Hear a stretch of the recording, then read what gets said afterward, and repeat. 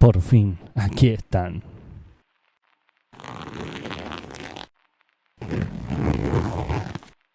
Los encontré en mi neceser epistémico.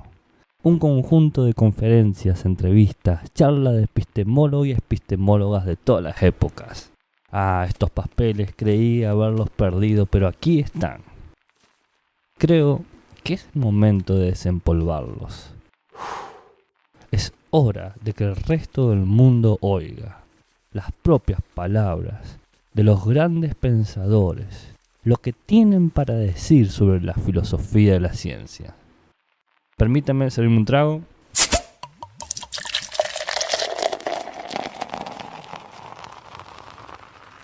Acomodarme un poco.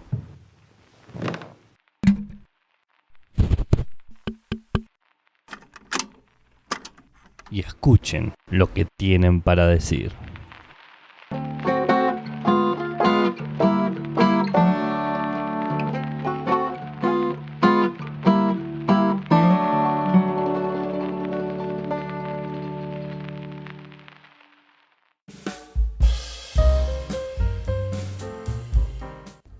Salud, desde San Juan, Argentina, con ya 2 gatos en tránsito y la cerveza a punto de recibir la primavera, les habla Gabriel Parabano, el epistemólogo ebrio, grabando en crudo porque la filosofía de las ciencias es cruda.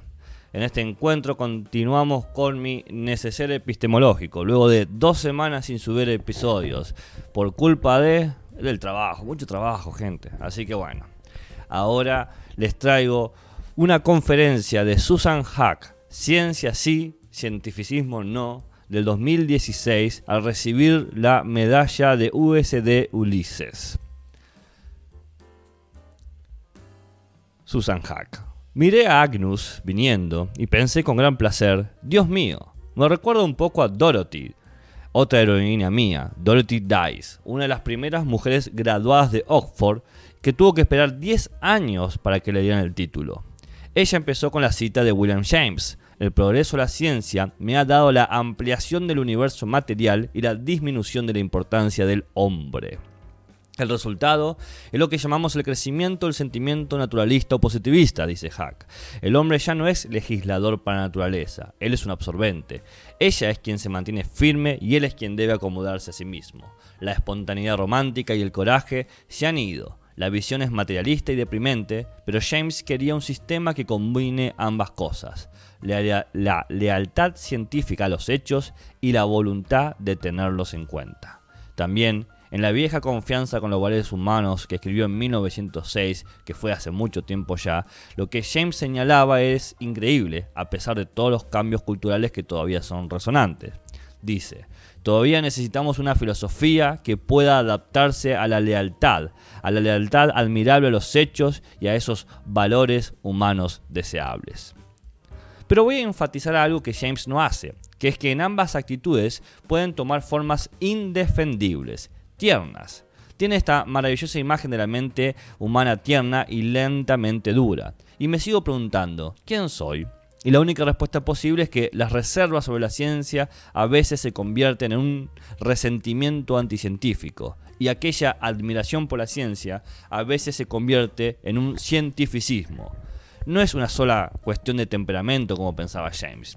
Lo que creo es que es más importante que tanto el cientificismo como la anticiencia descansan en conceptos erróneos sobre lo que es la ciencia y cuál es el lugar de la ciencia en la cultura. Primero, un hombre debe volverse loco para dudar de que la ciencia haya hecho muchos descubrimientos verdaderos. Bueno, sí, estoy de acuerdo. Una vez la usé como una cita de cierre a Dines Diderot sobre la filosofía feminista de la ciencia.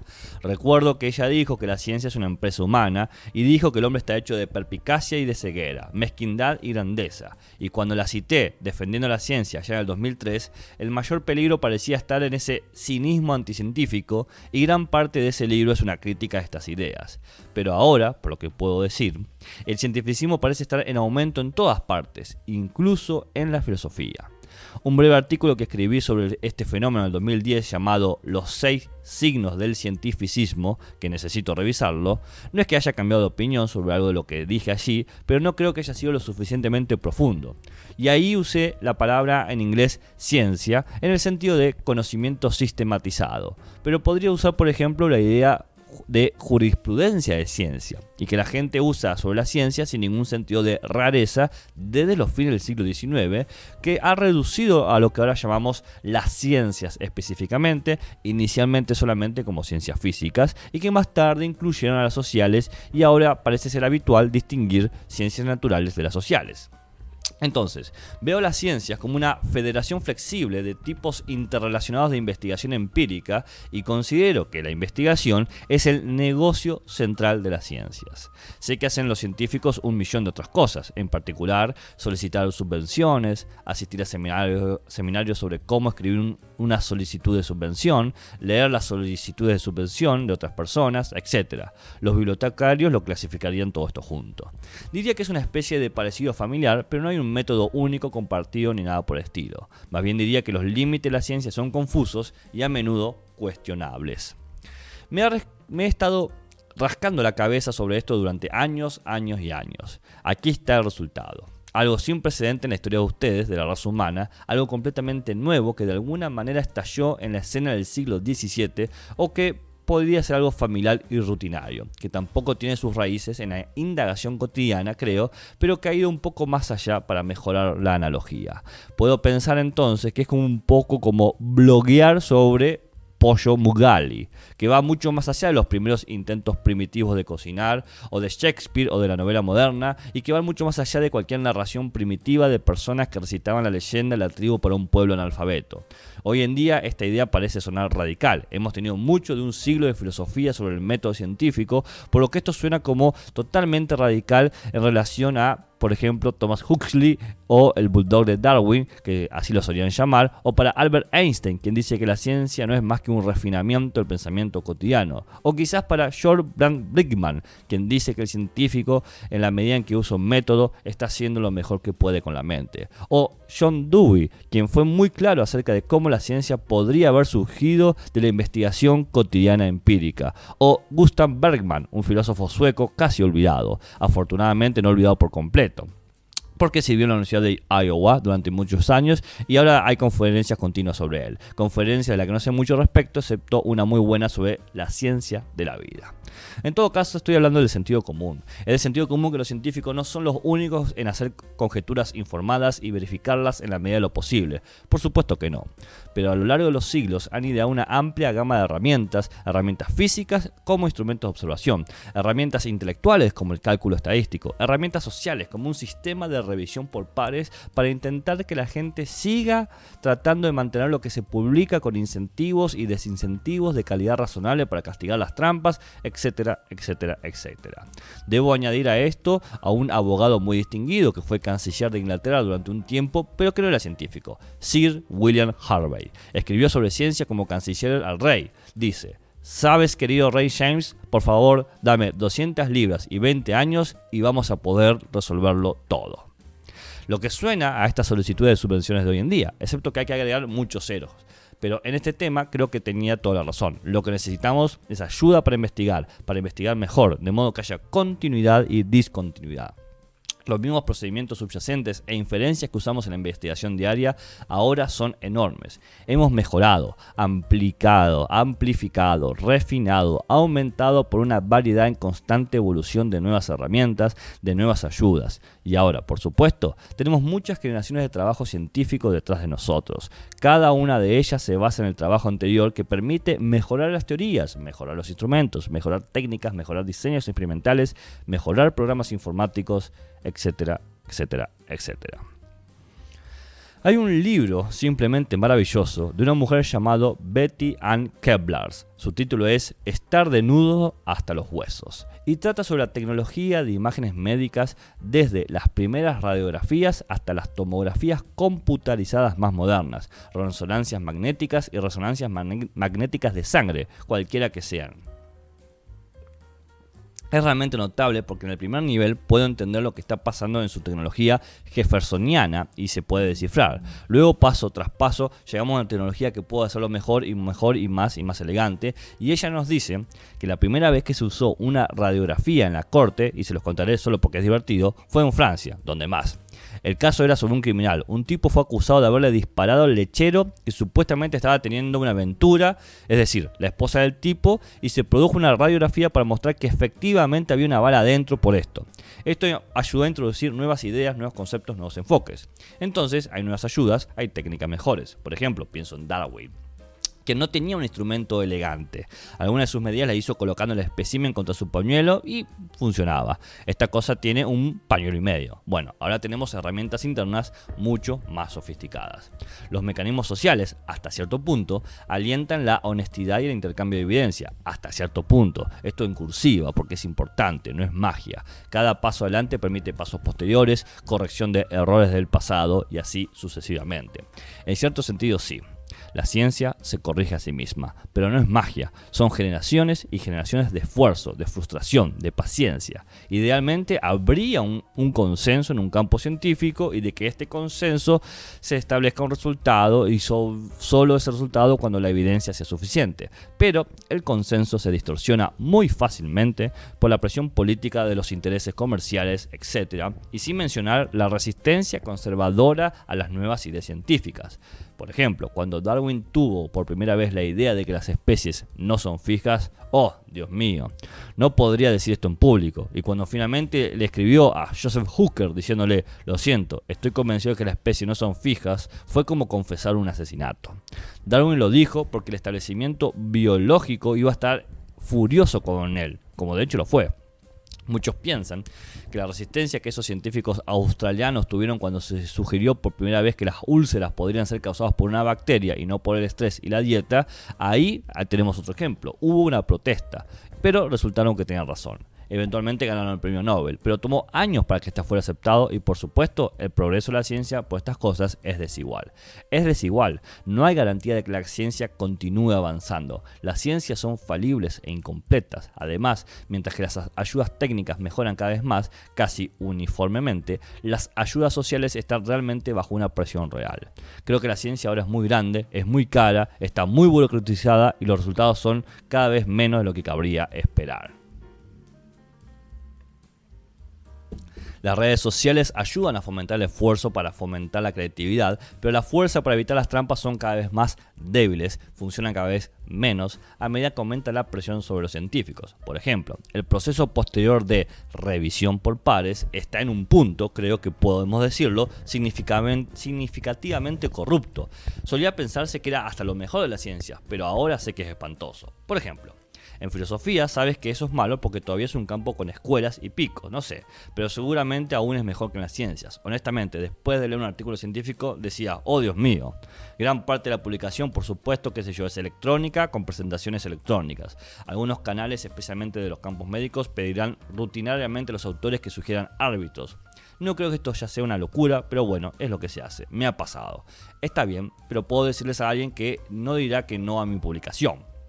Algunos tipos inteligentes se han dado cuenta de que este sistema es manipulable y han creado nombres falsos, crean instituciones y direcciones de correo electrónico y les dicen a la revista que se lo envíen a esos árbitros. Dicen, me gustaría que se comunicara a ellos. Y por supuesto, la solicitud de un informe les llega directamente. Se sabe que respondieron en media hora cosas como, este es un documento brillante, sin duda usted debería publicarlo. Está bien, esto es impactante, hasta el punto en que es el único uno mismo el comentarista científico, ¿verdad? Pero bueno, el sistema de revisión por pares es bueno en algo. Parecería estar evitando que se publiquen ideas impopulares. El cientificismo aquí está en aumento exactamente cuando el arbitrismo o el arribismo, esta es la pretensión de ser algo que no es, y la burocracia están amenazando los mismos ideales que han hecho que la ciencia sea la gran cosa que fue. Si podemos hablar de los signos de cientificismo, también podemos hablar de los signos de la anticiencia. Miren, estoy tratando de ser realmente moderada. Sé que estoy en el medio en alguna parte. ¿Por qué tengo que decir que la anticiencia es tan mala como el cientificismo? Repetiré muy brevemente algunas cosas que ya he dicho antes. Antes de que la anticiencia venga en 1.000.000 de variantes, hay fundamentalismos religiosos que están consternados por la cosmología moderna o consternados por la teoría de la evolución.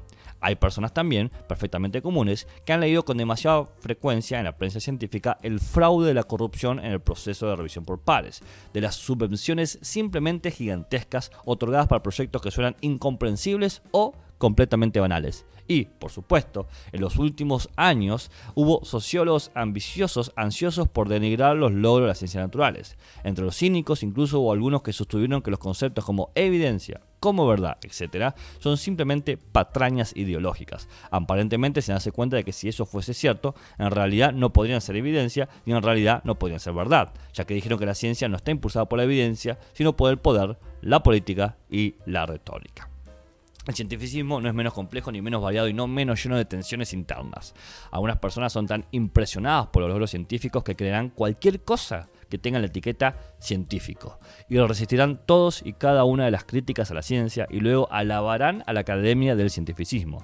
Y todos aquellos que ofrecen criterios de marcación de las teorías científicas por el método científico y todo ese coro ruidoso, ahora, ese grupo energizado por el surgimiento de la neurociencia, de la psicología evolutiva, que antes solía llamarse sociobiología y que todo el mundo había hecho caso omiso, pero cuando recibió este nuevo nombre de sociobiología a psicología evolutiva, ahora es extremadamente popular. También mucha gente está fundiendo disciplinas no científicas como la jurisprudencia, la historia del arte con las respuestas de la ciencia. He leído una gran cantidad de libros con títulos como Arte Neurológico en estos últimos 6 meses, con ideas del tipo: el artista es realmente un científico del cerebro, solo que no se da cuenta. Aquí claramente hay contradicciones internas. Por ejemplo, los primeros entusiastas de la neurofilosofía afirmaron que su enfoque mostraba que las preguntas epistemológicas estaban mal concebidas. Pensaron que habían demostrado que no hay creencias. De hecho, Paul Cruchland describió: creo que no hay creencias. Es como tratar con Rorty, todo lo que tienes que hacer es citarlo, y ahora los reduccionistas están ofreciendo un tipo de nihilismo radical. Ambos socavan la misma ciencia a la que apelan, por lo que algo salió mal si son la psicología evolutiva y las neurociencias las que están jugando el papel más importante en la formación del carácter cientificista hoy en día. Creo que parece ser un nuevo ateísmo evangélico que establece su tono. Ahora hay organizaciones florecientes llamadas los Brights. Sé que esta no era su intención. La intención era encontrar un eufemismo para el ateo gay, para no ser ofensivo con los homosexuales. Pero creo que esto fue la más desagradable elección o desafortunada elección de palabras, porque da la impresión de que piensa que las personas religiosas son tontas. Creo que este nuevo ateísmo evangélico ha afectado significativamente el tono de algunas de las manifestaciones del cientificismo hoy en día. Para terminar esta primera parte, es saludable recordar, en primer lugar, que no es obvio que la ciencia ha demostrado que las creencias religiosas son falsas. Es decir, sí, es cierto, es un argumento muy difícil que hubo ateos mucho antes de que la ciencia moderna se pusiera de pie y que las personas religiosas a veces dan la bienvenida a los descubrimientos científicos para confirmar su propia posición. Pero, finalmente, esta asociación del cientificismo con el ateísmo transmite la falsa impresión de que cualquier persona que se oponga a ver el cientificismo tiene que tener sí o sí una agenda religiosa, lo cual es enloquecedor. Yo no. Yo estoy en contra del cientificismo porque creo que está equivocado, no porque tengo una agenda religiosa que impulsar. Gracias. Y así terminamos la primera parte de la conferencia de Susan Haack sobre ciencia sí, cientificismos no. Les prometo que el fin de semana que viene está la segunda parte. Así termina un encuentro con mi neceser epistémico. Ya traeré otra entrevista, otra conferencia, otra clase abierta de mi sibilino archivo. Por lo pronto te recuerdo que si quieres puedes pasar por mi bar en Twitter, donde te encontrarás con micro reflexiones sobre filosofías de la ciencia mientras tomamos unas cañitas. O puedes ir a mi otro bar en Instagram, donde te convidaré sin falta una pinta epistémica de los modelos más clásicos de la epistemología. Y si lo tuyo es descansar, tengo mesones por todo el barrio: Facebook, Google Podcast, iVoox, Spotify, Apple Podcast y YouTube, en donde tendrás algún maní filosófico, unas papas críticas y unas Scottish epistemológicas para chuparse los dedos que van por la casa. Salud y buenas ciencias.